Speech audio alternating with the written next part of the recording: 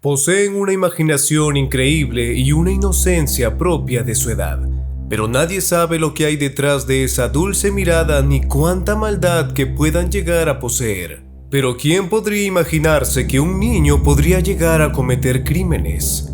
¿Qué pasa por la mente de un pequeño para querer quitarle la vida a otra persona e incluso matar a su propia sangre?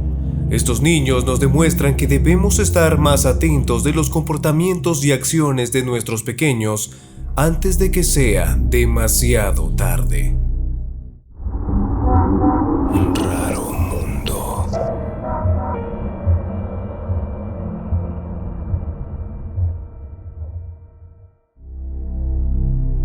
George Steiny, cuando tenía 14 años, fue acusado de matar a dos niñas, a Betty Jane de 11 años y a su pequeña amiga Mary Emma de 8 años. Testigos vieron caminando a George con las pequeñas un día antes del asesinato y por esto asumieron que él era el culpable de la muerte de las pequeñas.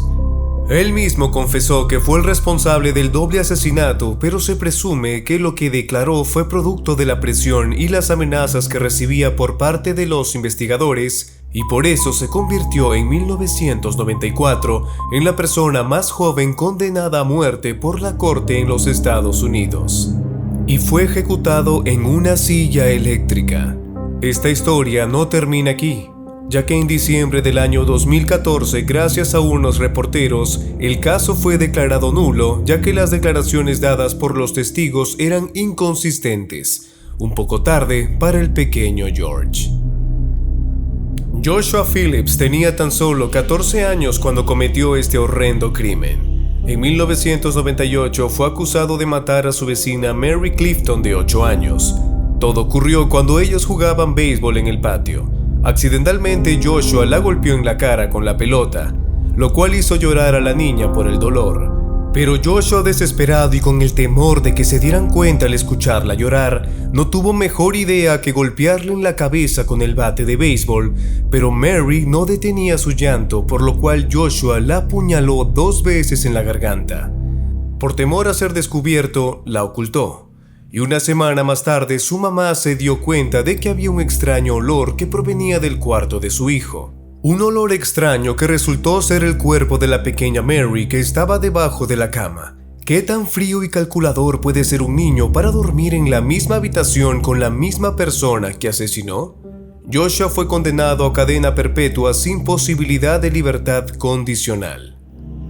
Andrew Golden y Nickel Johnson. Estos niños de 11 y 13 años respectivamente en el año 1998 cometieron un sanguinario crimen. Entraron con armas y municiones a la escuela media de Wisey en Arkansas. Estando adentro en su locura, mataron a sangre fría a 4 alumnas y a una profesora. Además que hirieron a 10 personas más, y cuando llegó la policía, lograron reducirlos, pero hasta este momento, ninguno de los dos ha dicho la razón por la cual cometieron esta atrocidad. Cuando los condenaron, lograron salvarse de la pena de muerte solo porque eran menores de edad, pero fueron sentenciados a la pena máxima por homicidio múltiple. Eric Smith fue acusado en 1993 por el asesinato de Derek Robbie, un niño inocente de 4 años. Eric manejaba bicicleta por el parque cuando se encontró a Derek caminando solo hacia su campamento de verano. En ese momento, Eric, sin tener alguna razón aparente, lo comenzó a estrangular y le lanzó rocas directamente a la cabeza, pero eso no fue lo más aberrante, ya que Eric sodomizó al pequeño con una rama.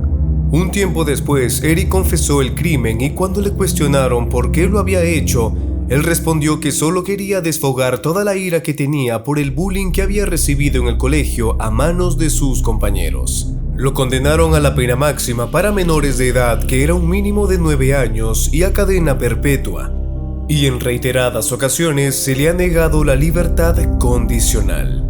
Lionel Tate tenía 13 años cuando asesinó a Tiffany Unique, golpeándola salvajemente. Esta pequeña solo tenía 6 años cuando fue dejada a cargo de la mamá de Lionel, pero en vez de cuidarla, se fue a dormir dejándola al cuidado de Lionel. La explicación del niño fue que todo era un juego que se le salió de las manos, que solo lo hizo para imitar a los luchadores que veía en la televisión. Cuando llegó la ambulancia, la pequeña ya estaba muerta. En la autopsia se reveló que el hígado había sufrido daños por los golpes y que 2 de sus costillas y el cráneo habían sido fracturados. Lo condenaron a cadena perpetua en el 2001, pero 3 años más tarde fue puesto en libertad condicional. Paul Gingerich tenía 12 años cuando se convirtió en un criminal. En el 2010 asesinó al padrastro de su mejor amigo Colt, que según las investigaciones, ellos querían escapar juntos al Arizona, pero el padrastro de Colt se los prohibió por ser menores de edad. Es aquí donde todo se pone turbio, pues Paul comenzó a planificar el asesinato del señor Philip. Una noche, cuando el hombre estaba por descansar, entró Paul a la casa y sin remordimiento alguno, le disparó en el pecho no 1, sino 4 veces, quitándole así la vida instantáneamente. Lo condenaron como a un adulto a 30 años de prisión, pero con opción de libertad condicional si es que mantenía un buen comportamiento durante su estadía en la cárcel hasta que cumpliera la mayoría de edad. Daniel Bartlam, con tan solo 15 años de edad, cometió el mayor de los pecados. En el 2011 asesinó a su madre, le propinó 7 golpes en la cabeza con un martillo y lo más escalofriante de todo es que quemó el cuerpo en la habitación. Horas más tarde, cuando llegó la policía, Daniel inventó la historia de que intrusos habían entrado a su casa y habían matado a su madre. A la policía algo no le cuadraba y decidieron investigar más a fondo. Es cuando revisan la computadora de Daniel y encuentran la versión escrita de todo lo ocurrido. Esto había sido planeado minuciosamente por su propio hijo. El niño nunca supo darle alguna razón de por qué realizó un hecho tan aberrante, pero para los investigadores, los videojuegos y las películas violentas que veía tuvieron que ver con el comportamiento de Daniel, afectándolo psicológicamente. Finalmente fue condenado a 16 años de prisión. Lamentablemente, eso no lo liberará de la culpa que cargará por el resto de sus días. Graham Young, en 1961, con 14 años de edad, comenzó a tener una fascinación con la química, pero sobre todo con los venenos y los efectos que estos causaban en el cuerpo humano. Lo escalofriante fue que comenzó a experimentar con su propia familia. Su primer asesinato fue el de su madrastra, a la que le puso una alta dosis de veneno en su té, haciéndola sufrir y matándola lentamente. A raíz de esto, la policía le cuestionó la razón y dijo que había envenenado a su familia solo para ver los efectos del veneno. No pasó mucho tiempo para que lo diagnosticaran con esquizofrenia y lo encerraran 15 años en una institución de salud mental para criminales. Sin embargo, 9 años más tarde lo declararon como mentalmente sano y le dieron de alta. Una pésima decisión, ya que terminó envenenando a 70 personas más y dejando 2 víctimas mortales. Cuando la policía lo intervino y lo cuestionó por los crímenes, este respondió que envenenar a las personas era como una adicción.